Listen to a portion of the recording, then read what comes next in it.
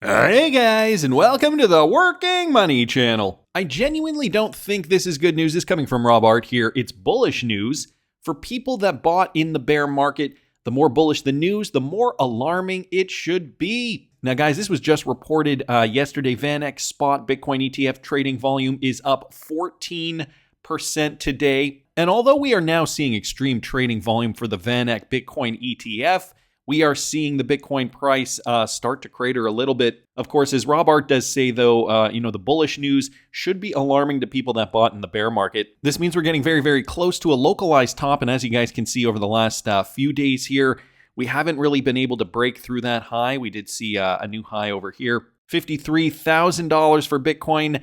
But then quickly, it did come right back down. Right now, we're seeing the Bitcoin price trading in and around $51,000. So just over $51,000. It did crater $2,000 because that's the top right there, $53,000, that localized top. We haven't really seen too much Bitcoin momentum to the upside since February the 14th. So Valentine's Day was that last kind of push up. Of course, guys, Bitcoin is going to need to settle down a little bit before we start making those new all-time highs. And, as I've said in the past, the Bitcoin halving is coming up, so we are likely to see a retracement. The 0.618 has been hit, but, we still haven't really seen that retracement yet. So this is Bitcoin on the daily. You guys can see over the last few days, we've just seen up and down, up and down. Today, though, in comparison, looking quite bearish. And, this could be a sign. Michael also bringing up this point here. The VanEck Bitcoin ETF HODL witnessed a 14-fold increase in trading volume on Tuesday, which was yesterday. It exploded on Tuesday, shocking senior Bloomberg ETF analyst Eric Balchunas.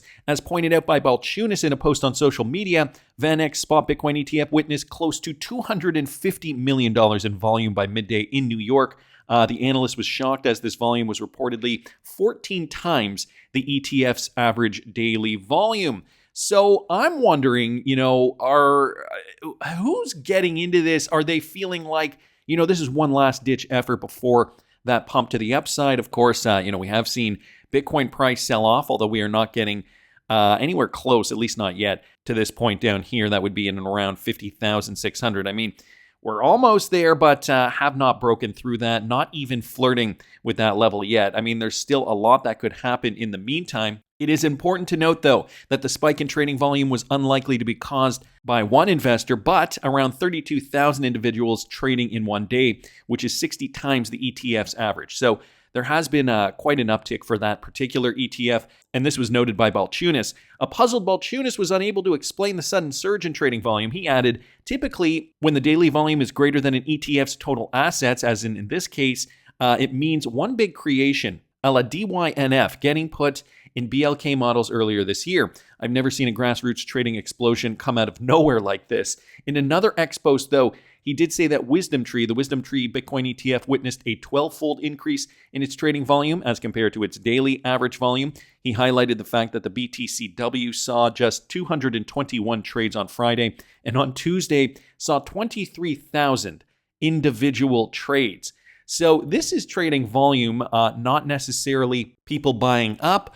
Could it mean that, the 0.618 finally hit? We are going to see this retrace. Of course, the rest of the crypto space is following along with it. XRP, unfortunately, now trading at around 53 cents, just under 54 cents per coin. So, trading well within that spec market pattern that we're seeing for many other cryptocurrencies. This is kind of puzzling. Greed is still up quite a bit, 75. I'm guessing retail has not caught up yet with the general trend.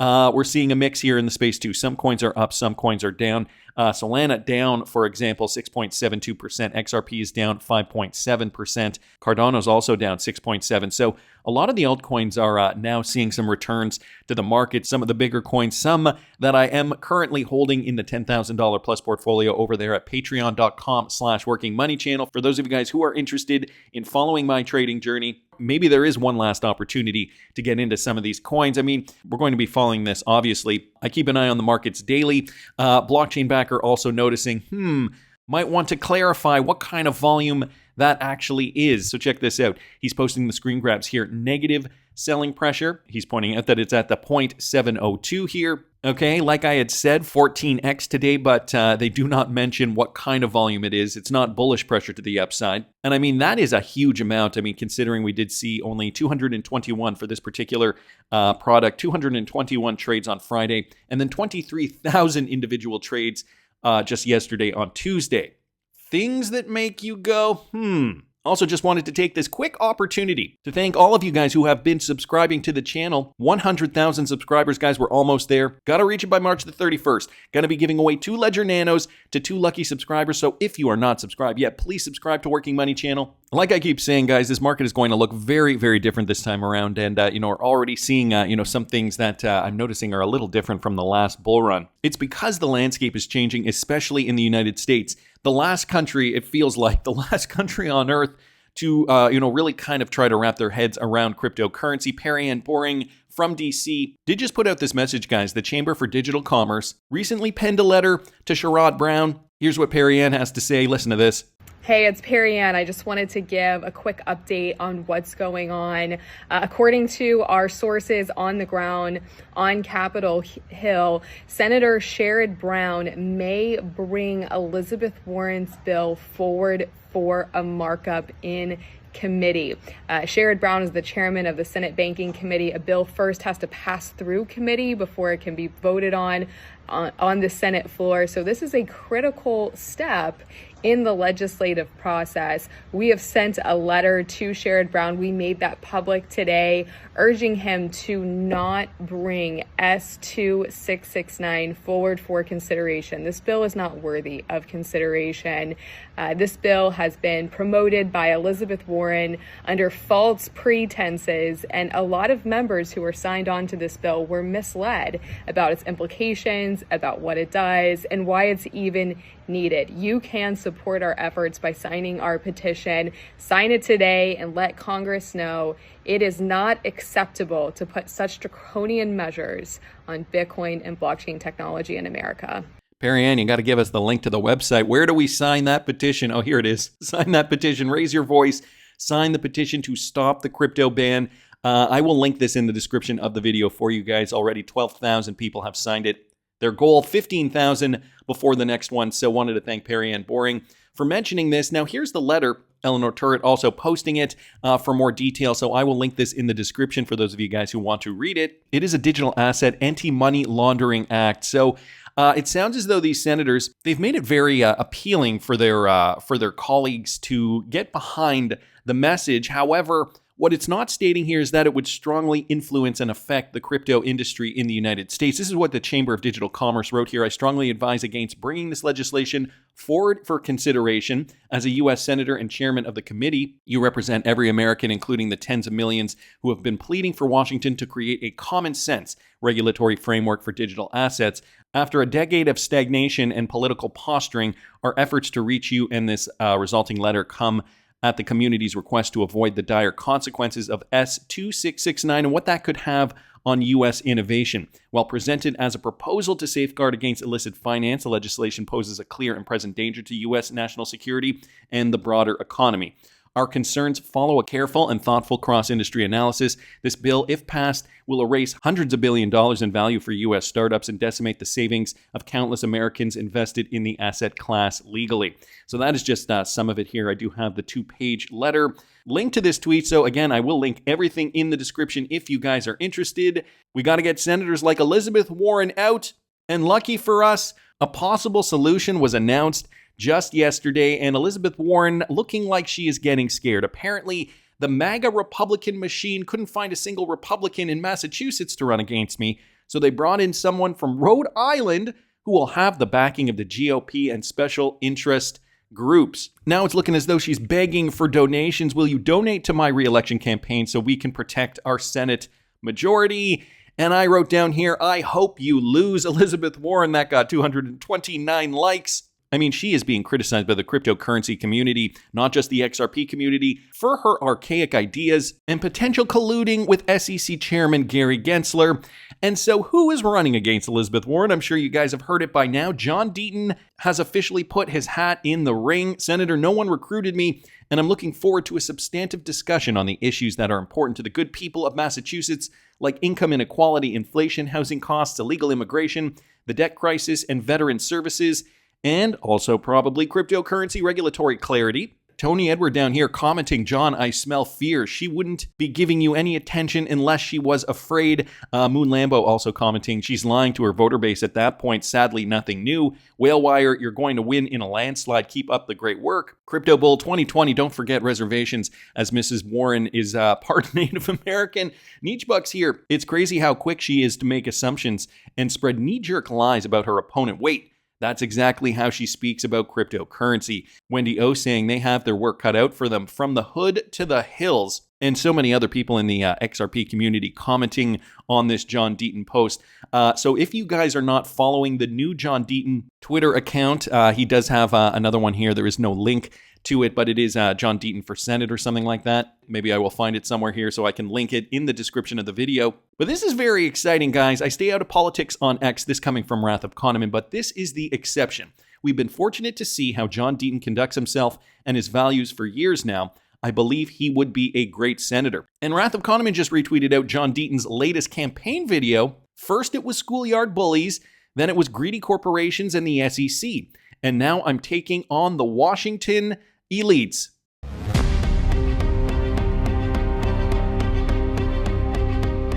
Highland Park, Detroit.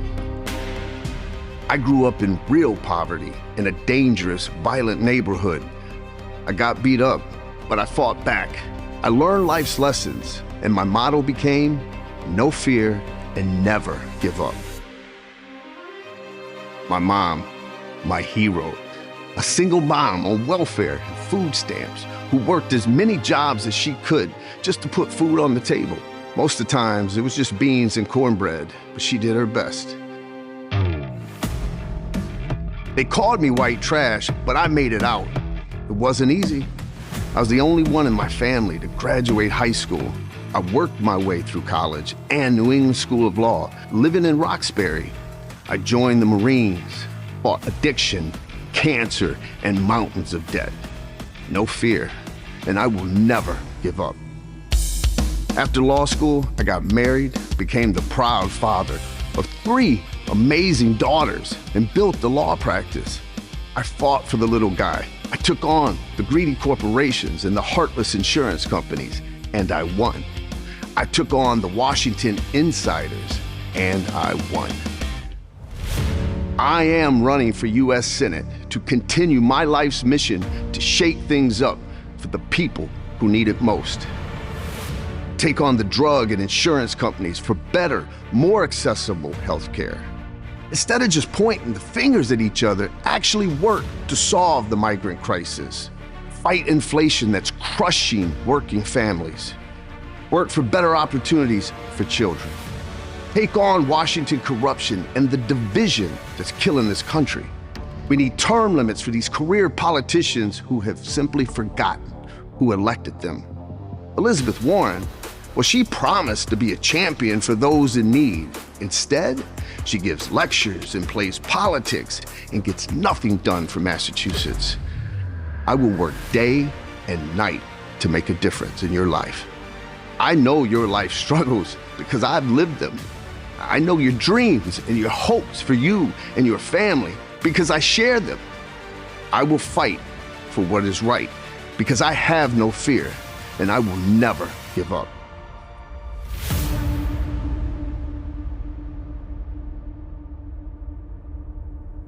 Wow, that's a powerful video. That was actually the first time I've seen it in its entirety. But I gotta say, John Deaton certainly has a chance. Backing John Deaton for senator as we take back our industry. This coming from Stephen Narioff. If Warren truly stood for your interests, why would Deaton need to step up? His integrity and commitment to positive action speaks volumes. He's someone with significant support who can drive real change. And I mean, he has already supported the XRP community through the Ripple SEC lawsuit.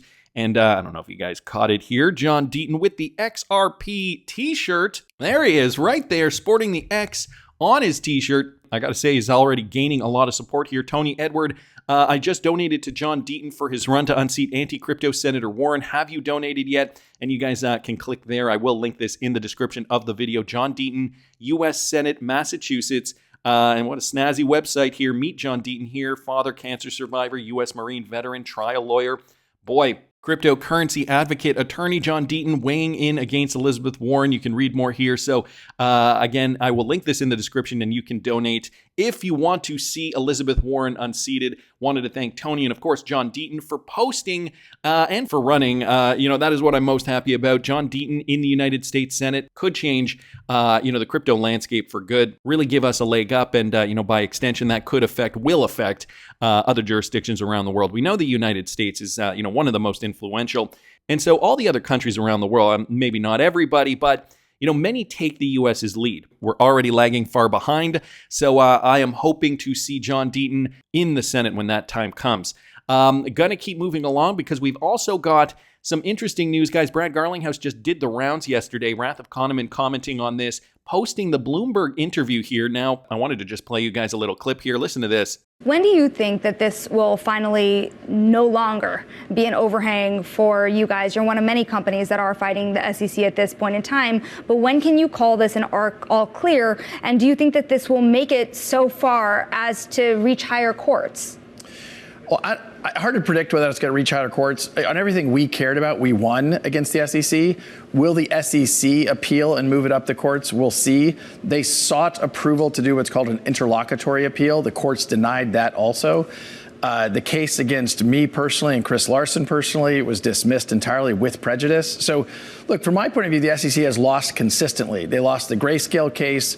I think if you're following the Coinbase case, that the tone from the judge is, I think, pretty skeptical about some of the SEC's arguments. It stops, I think, when the SEC either realizes they're losing consistently, or you have Congress lean in and writes new legislation. That's probably going to be hard in an election year. Maybe we'll see legislation around stablecoins this year, but I'm hopeful and we'll continue to advocate in Washington. Well, you mentioned the Grayscale case, Brad, and it's Kaylee in Washington. Obviously, that was pretty instrumental in ultimately the SEC granting approval to not just Grayscale's conversion to a spot ETF, GBTC, that is, but spot Bitcoin ETFs more broadly. I'm sure you've seen there's buzz out there about potentially an XRP ETF being in the future. What do you make of that speculation? Well, Kaylee, good to see you. I think it only makes sense there will be other ETFs. It's a little like, in the earliest days of the stock market, you don't really want exposure to one stock or one company. You want to typically think about diversifying risk and what have you. And so I think we will see other ETFs. When we will see them is hard to predict. The sad reality of what we saw with the Bitcoin ETF is it was only because the courts forced the SEC's hand, and really Chair Gensler's hand, that we saw that finally come to fruition. And look, in my opinion, it makes these markets safer. It makes them more robust. And so this is good for the investment community to kind of lean into that. So you would welcome an XRP ETF then? We would certainly welcome it, and I think it's inevitable that there'll be, multiple ETFs around different tokens. And I think you'll even see ETFs potentially around baskets that also, I think, further diversify that risk. So Brad Garlinghouse saying that Ripple would welcome an XRP ETF, and he certainly sees the potential for one in the future. So Wrath of Kahneman just giving us the lowdown here, and I will link the Bloomberg interview in the description. Mentions the NY trust license as important to the standard charter acquisition. So again, the custody, I'm not going to play this full interview because it's 9 minutes, but the custody there, New York trust license, that was important. At 5:40, he also talked about already signed up Ripple's custody solution with big banks, namely HSBC, BBVA, and Zodia. And then at 7:54, he does also give a shout out to John Deaton, Deaton for Senate. There it is. Follow John Deaton, guys. Deaton for Senate is the Twitter handle or the X handle. And then he came out with a follow-up tweet. Ran through a lot of this with the interviewers this morning. Why we've been forced to rely on court decisions, not sound policy for regulatory clarity in the U.S., and a potential XRP ETF. So he also reiterated it. Ripple's recent acquisition of standard custody and why Ripple continues to take a compliance-first mindset. So guys, there you have it. Brad Garlinghouse says that Ripple would welcome an XRP ETF. Not only that, the potential for an ETF in the future, a basket of currencies and other crypto-related ETFs as well. XRP drops with one last clip here, guys. From that Brad Garlinghouse interview, listen to this. I think that for a lot of politicians, crypto's become a soundbite where they don't really understand how crypto works, and they say things that actually don't even back up with facts. So, I do think it's a campaign issue. Ripple has leaned into that. I personally, my donations are bipartisan, but certainly pro-crypto, and that'll continue to be the case. I'll even highlight just today, John Deaton, a very prominent pro-crypto guy, announced he's running against Elizabeth Warren. So I think you're going to continue to see that. You are going to continue to see that. So vote for John Deaton, guys. Support his campaign. You can donate today. That's just my opinion, but I want to hear what you guys think. Crypto is getting very big. And I want to thank everybody from when I started this channel back in June of 2018 for subscribing to Working Money Channel. Guys, we're almost at 100,000 subscribers. And as a bit of a treat, I'm going to be giving away 2 Ledger Nanos, not 1 but 2, but you got to be subscribed to win. So please subscribe on YouTube. Like the videos if you like the content I'm providing. I always love hearing your comments too, so put a comment down in the comment section. And I'll see you in the next one, guys.